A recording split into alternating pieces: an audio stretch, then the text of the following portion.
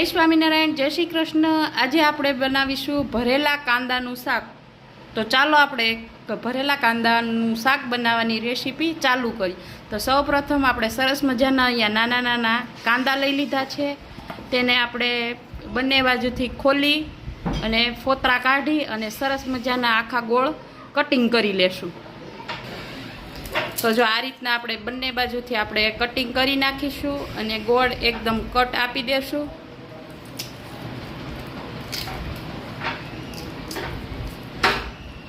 तो आपणे जो सरस मजाना एकदम ऊपर नीचे थी डीट काढ़ी अने सरस मजाना गोळ कटिंग करी लीधा छे कांदा। तो हवे आपणे आनो वघार करीशुं। तो सौ प्रथम आपणे कुकर मूकी दीधुं छे गरम करवा माटे अने हवे आमां आपणे 3 चमचा जेटलुं तेल नाखीशुं। आपणुं तेल गरम थई गयुं छे तो हवे आपणे राई नाखीशुं।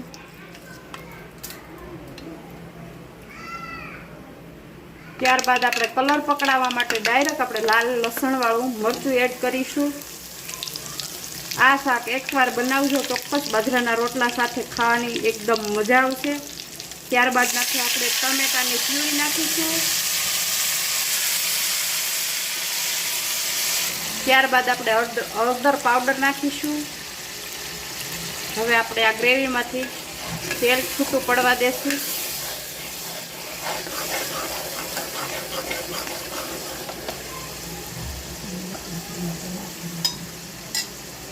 આપણું તેલ છૂટું પડી ગયું છે તો હવે આપણે નાખી દેશું શીંગદાણાનો પાવડર। એની શીંગદાણાની આપણે પ્યુરી બનાવવાની છે।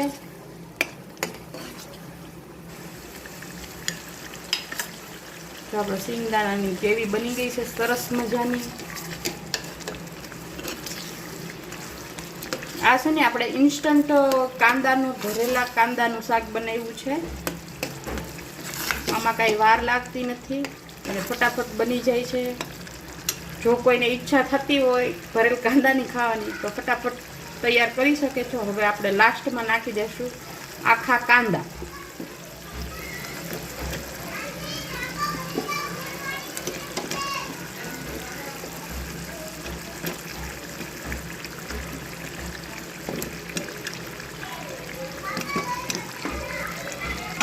सरस मजाना આપણે આખા કાંદા મિક્સ કરી દેશું।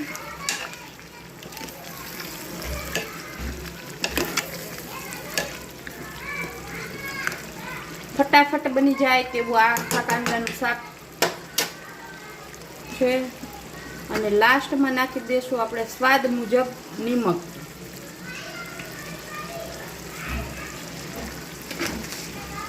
હવે આપણે કરીશું ટમેટામાં પીસેલું હતું તેની જ આપણે ગ્રેવી વધી હતી તે આપણે જારમાંથી મિશ્રણ કરી અને આમાં ગ્રેવી નાખી દેશું પાણીમાં। હવે આપણે સારી રીતે મિક્સ કરી લેશું।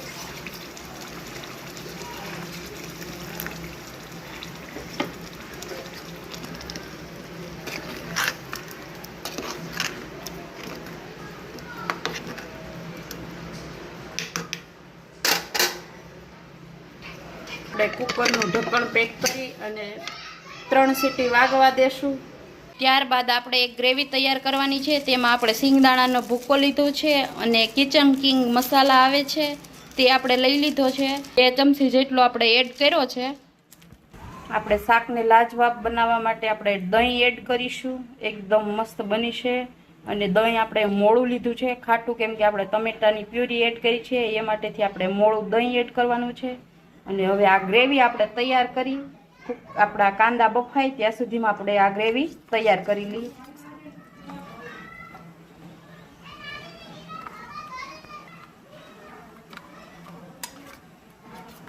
તો જો આપણી સરસ મજાની ગ્રેવી પણ તૈયાર થઈ ગઈ છે।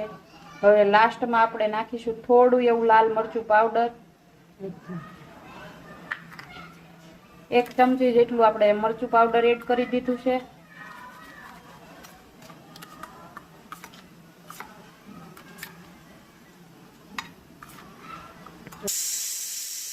तो अपनी पहली सीटी आई गई है।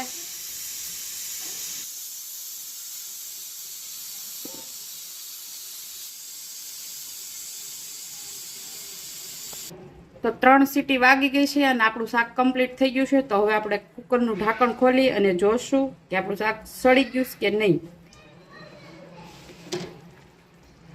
હાલો ભાઈ, આપણું શાક એકદમ સરસ મજાનું ચડી અને કમ્પ્લીટ થઈ ગયું છે. તો હવે આપણે આમાં લાસ્ટમાં આપણે જે ગ્રેવી બનાવી હતી તે ગ્રેવી એડ કરીશું. તો ગેસ ચાલુ કરી દીધું છે અને હવે ગ્રેવી એડ કરી દેશું.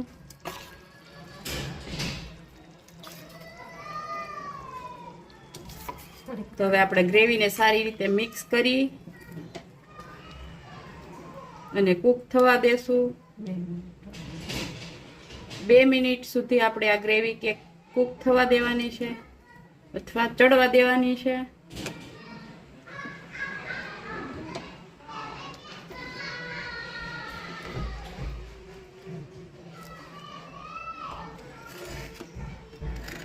સારી રીતે જો મિક્સ થઈ ગયું છે તો હવે આપણો શાક ચડી અને કમ્પ્લીટ થઈ ગયું છે. તો હવે આપણે આમાં ઉપર ધાણા ગાર્નિશ કરી લેશું.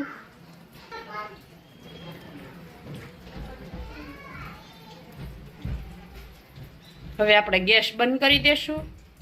આપણું શાક સડી ગયું છે તો આપણે આ બાઉલમાં સર્વિંગ કરી લેશું. તો જો એકદમ સરસ મજાનું આપણું ભરેલ કાંદાનું શાક તૈયાર થઈ ગયું છે. તો આવી જાવ બધાય ભરેલ કાંદાનું શાક ખાવા.